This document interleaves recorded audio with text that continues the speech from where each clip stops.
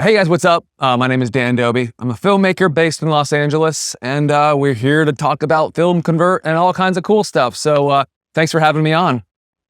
That was very that was a very good introduction. I used to be a YouTuber, so I'm kind of used to like the on-camera stuff. It's been a while, but I think I still can ham it up when I need to. Oh, it's amazing. I'm trying to figure out how to build a YouTube channel, and I'm really impressed with people who are able to just put it into, just go straight into the camera there like that. It's a whole skill in itself, a whole discipline. Well, it's funny because you think it's kind of easy, or people who don't act or don't put themselves on camera, they think it's easy, and as soon as the camera goes on them, they're like, like often with a lot of jobs, someone will be like, oh, they're not an actor, but we'll throw them in camera and they'll do stuff. And like, there's a big difference between someone who's an actor and someone who doesn't know how to act.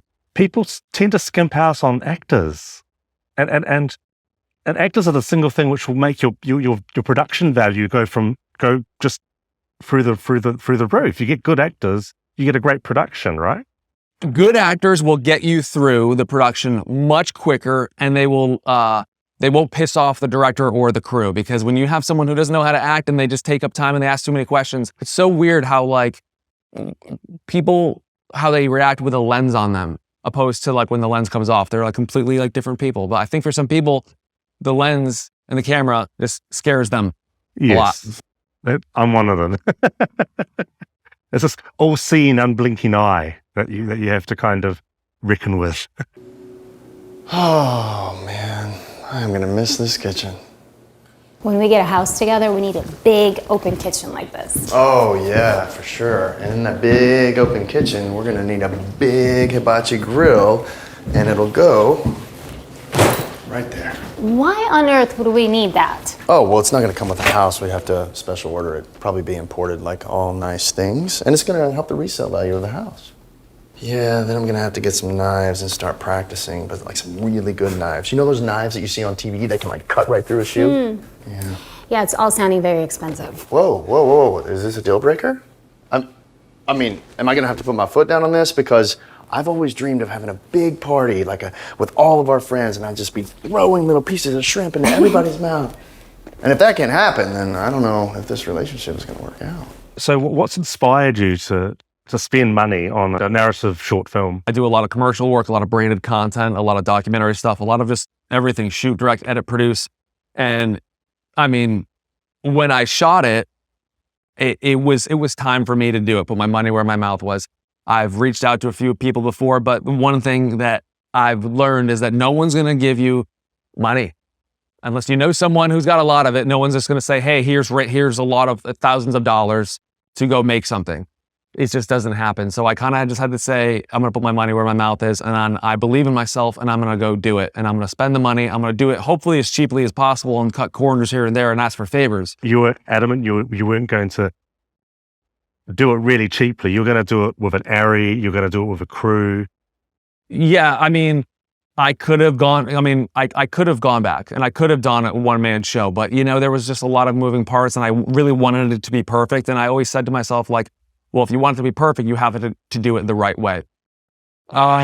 Was doing with how I did it, was it the right way? I mean, look, I could have probably shot it 10 different times. I could have probably spent more money. I might have spent less money. I could have just done it just me.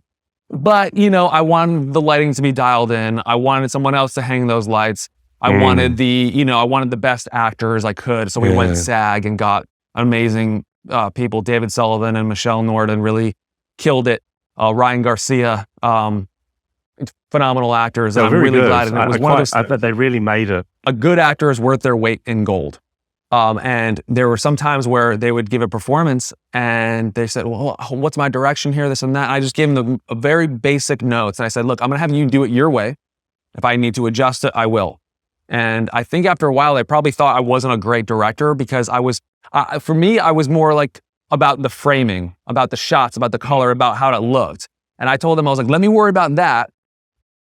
I'll direct you when I have to, but so far so good. We're killing it.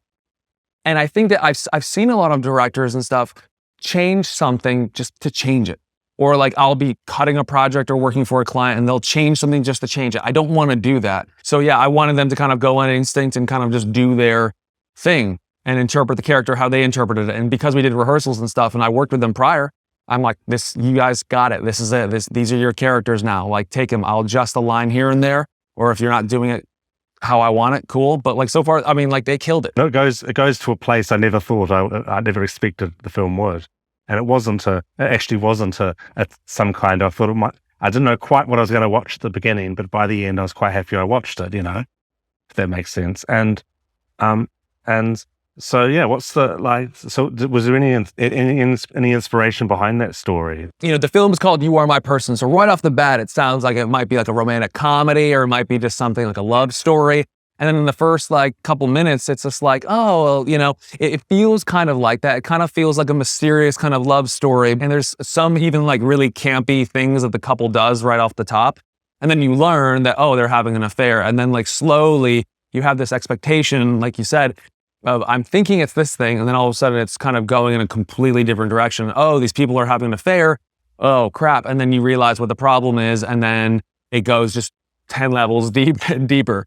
I kind of wanted to make something that I could kind of give someone. And so, again, here, I can do comedy. Check out this part. Oh, cool. I can do drama, or I can do like heartbreaking stuff. I can do kind of like the rom-com stuff, like you saw at the beginning of the film. So this is like, this film would sort of prove your versatility for the next phase, which is directing a feature.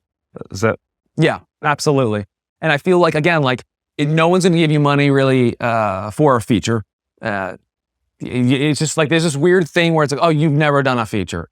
And then before this, I was like, oh, should I get money for a short? Or you've never done a short, so why would I trust you? So it's like, phase one, do the short, fund it, cool. Hopefully that proves to other people that I can do a feature. And serendipitously enough, in the last like month, I've been talking to 2 different people about doing a feature in 2022. So fingers crossed. That's really good. That's really good news. Or rather, I won't jinx it, but it's really good to hear, rather. Well, yeah, I'm gonna manifest it and just say it's gonna happen. Charlie finally saw the movie Borat this year. Oh boy. Yeah. So ever since he's been doing the impression all the time, it's almost like a nervous tick. I like this. I like that. Shut the fuck up, Charlie. It's like funny like 10 years ago. Well, if he bothers you so much, then why are you still with him? Are you kidding me? You're in the same boat as I am. Obviously, the Alexa look is pretty filmic as is. Yes. But I just kind of wanted this to feel a little less beautiful. And as the film goes on, it slightly gets a little bit more grittier and darker. Yeah. So it starts kind of light and airy, and then it kind of it gets a little grittier and darker. And that's one of the things that a FilmConvert really helped out with. So on one of the days, actually, the aquarium day. Oh, those were beautiful shots of that aquarium. That was my favorite bit, just filmically, because I love aquarium shots.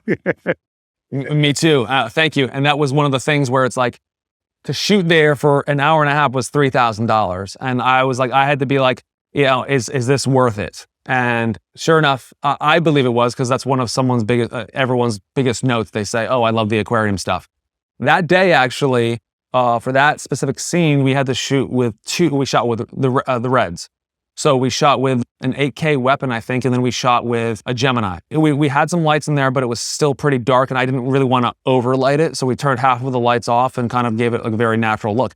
Well, the Gemini was clean as a whistle. That thing was smooth as butter, and it was really, really nice. The other Red, which didn't have the Gemini sensor, was very, very noisy. And so especially for that scene, I had to compensate with the Gemini to put FilmConvert on it to add to kind of noise and grit and some grain on it. And so sure enough, they bounced back and forth the 2 angles perfectly. All right, well, Nick, thanks again for having me. This has been a lot of fun. Hope who's ever watching this is getting something out of it. If you want to see the film, you can go to youaremypersonfilm.com or just search for it on the old YouTube or Amazon.